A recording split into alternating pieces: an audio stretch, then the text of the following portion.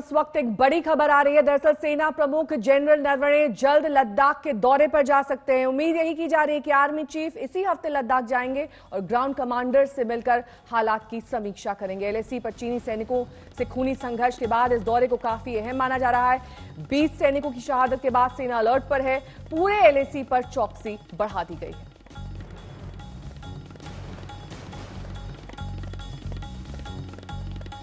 गौरव सावंत मेरे सहयोगी इस वक्त सीधे लद्दाख से मेरे साथ जुड़ गए हैं। गौरव, क्या अपडेट है, क्या डिटेल्स मिल रही हैं इस दौरे के बारे में?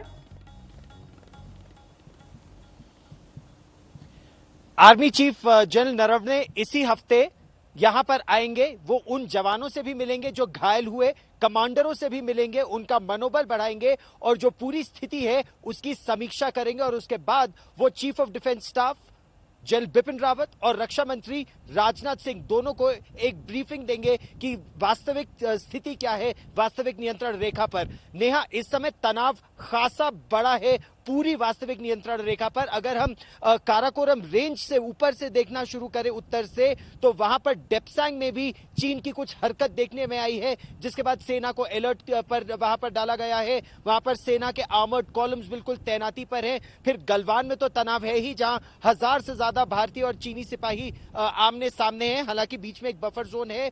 पेंगोंगसो में फिंगर 4 के इलाके पर बहुत जबरदस्त तनाव है, जहां चीन ने सबसे बड़ी घुसपैठ की है। और नीचे चुमार और डेमचौक के इलाके तक लेकर वास्तविक नियंत्रण रेखा पर तनाव है। तो इसकी पूरी की समीक्षा करेंगे जनरल नरवणे आर्मी कमांडर और कोर कमांडर के साथ। नेहा, और कब ये दौरा हो सकता है, इस बारे में कोई जानकारी मिल रही है गौरव?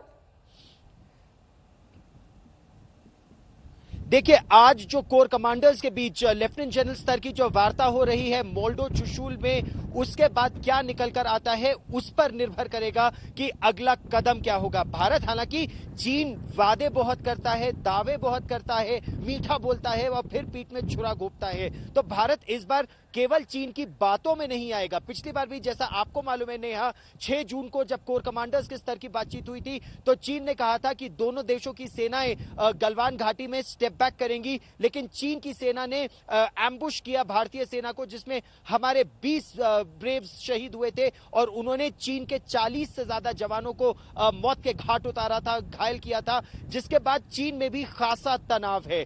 उसके बाद आज जो बैठक हो रही है इस समय चुशुल मोल्डो में, वो लगभग 14,200 फीट की ऊंचाई पर बॉर्डर मीटिंग पॉइंट पर, ये बॉर्डर पर्सनल मीटिंग पॉइंट पर बैठक हो रही है।